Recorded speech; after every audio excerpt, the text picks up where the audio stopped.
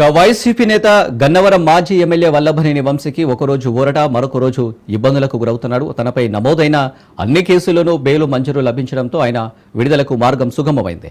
ఈ నేపథ్యంలోనే వంశీ బెయిల్ను రద్దు చేయాలంటూ ఏపీ కూటమి సర్కార్ సుప్రీంకోర్టును ఆశ్రయించింది.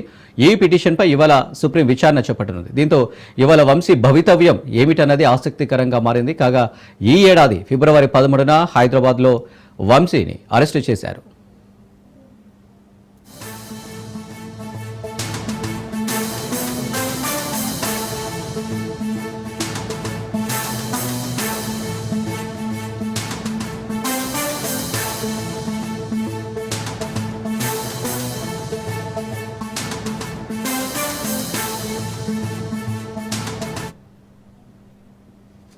రెడీగా వంశీ బెయిల్కు సంబంధించి మరిన్ని డీటెయిల్స్ మా ప్రతినిధి శ్రీనివాస్ అందిస్తారు. శ్రీనివాస్,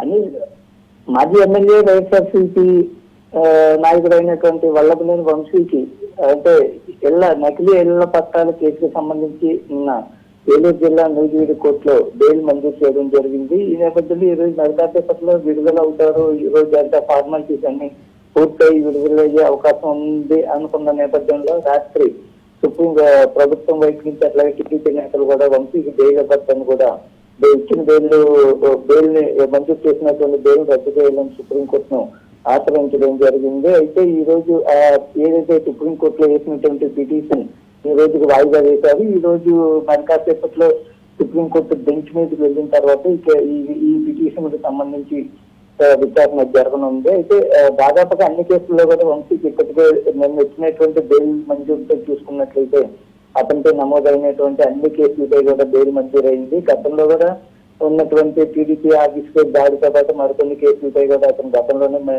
మంజూరైన తర్వాత పీటీ వారెంట్ ఉన్న నేపథ్యంలో నూజివీడు కోర్టులో అప్పట్లో హాజరు పట్టడం జరిగింది. సుమారు 4 నెలల పైగా వల్లభనేని వంశీ విజయవాడ జిల్లా జైల్లోనే రిమాండ్ ఖైదీగా ఉన్నారు.